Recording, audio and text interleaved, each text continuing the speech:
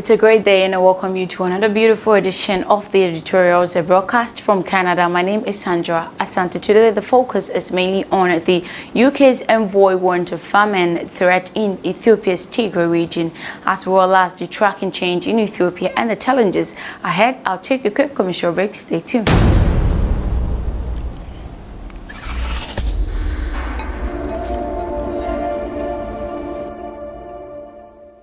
You're welcome back from the break. Thank you so much for staying with me. We'll start off with the UK's envoy warned of famine.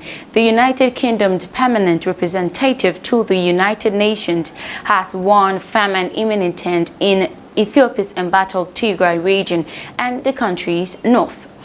UK Ambassador Barbara Woodward told reporters in New York on Tuesday there is a risk that hundreds of thousands of people or more will die. She noted the economy has been destroyed along with crops. It's clear that food, agricultural tools and livestock are being destroyed.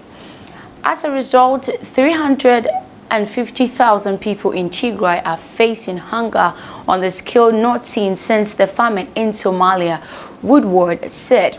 We would welcome a discussion that will look at support of African-led situations and working with regional initiatives to bring this crisis to an end. She pledged a further of £116.7 million, that is $23.6 million, in UK government aid for Ethiopia. She pledged further £16.7 million, that is $269 million in UK government aid for Ethiopia. Eritrea, a long-time Tigray enemy, teamed up with the neighboring Ethiopia in the conflict. While the violence continues, it is not only condemning the people of Tigray to desperate hunger this year, but next year too. Millions of people's lives hang in the balance. The solution is clear: a ceasefire, humanitarian access, and political dialogue. Without a ceasefire, this could become a man-made famine, Woodward warned. So now I would like us to look at the tracking changes in Ethiopia and the challenges ahead, how Ethiopia has changed over the last 50 years. So the next administration will govern more than 115 million people, making Ethiopia the second most populous country in Africa after Nigeria and the 12th in the world. There are 5 times more people in Ethiopia now than there were in 60 years ago. But the rate of population growth has slowed slightly over the last 2 decades. It is predicted that there will be an additional 3 million Ethiopians every year up to 2050, when the country will be a world's 8th most populous nation. Ethiopia has gone through rapid economic transformation in recent years, where population growth has more been matched by economic expansion. Things hit a low point in the drought year 2002 and 2003, but since then the average income per person has increased by more than 60%. That change, however, has been experienced evenly across the country. In the capital, Addis Ababa, the growth has meant urban expansion and infrastructure improvement, like the introduction of the city's light railway and more. But in other parts of the country, some have complained that they have not benefited from the economic growth, an accusation that fueled political protest in the past. Changes in Ethiopia has also been reflected in improvement in health. In the past 50 years, there had been a dramatic decline in the number of deaths of children under 5. The proportion of women dying in childbirth has also fallen. So now let's look at the Demographic and Health Survey of Ethiopia in 2016. The country is made up of a large number of ethnic groups, and relations between them are likely to have a big impact on Ethiopia's future. Ethiopia's largest ethnic group, the Oromos, have long complained that they have not been marginalized both economically and politically. A wave of protest beginning in 2015 in part led to the rise of Mr. Abiy and Oromo himself to power. He has been keen to foster a sense of national unity in the face of ethnic division, but also wants to celebrate that diversity. Recent events, though, has proved a challenge to that vision. Now let's focus on Ethiopia being a federal state. Ethiopia has a federal state system with 10 ethnically based states and 2 chartered cities.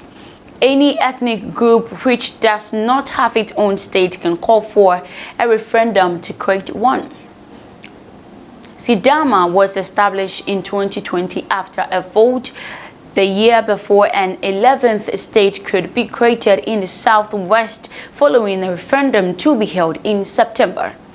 This federal arrangement was laid out in the 1994 Constitution in part to correct what was seen as over-centralization under Director Mengistu Haile Mariam, who was overthrown in 1991.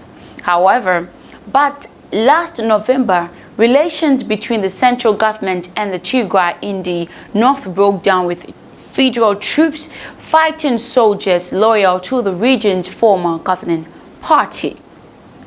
Our next focus is on ongoing violence in Ethiopia's Tigray region. So the ongoing fighting has led to a humanitarian crisis, with more than 60,000 people fleeing across the borders into Sudan and hundreds of thousands of others forced from their homes. Massacres of civilians have been recorded, as well as sexual violence. More than 350,000 people are said to be living in farming conditions, according to one assessment. Overall, the UN estimates that more than 5 million people need humanitarian assistance. The federal authority replaced the Tigray People's Liberation Front administration with an interim regional government, but there will be no election in Tigray because of the insecurity. The fighting has also enlightened the difficulty that Mr. Abiy has in promoting his vision of unity while also respecting ethnic differences. Violence has also flared up in several other parts of the country. Some of it has been sparkled by ethnic rivalries over land and boundary disputes. Violence has also flared up in several other parts of the country. Some of it has been sparkled by ethnic rivalries over land and boundary dispute. In April, there was a declared state of emergency in part of Amhara region in an effort to deal with clashes between ethnic Amhara and Oromos.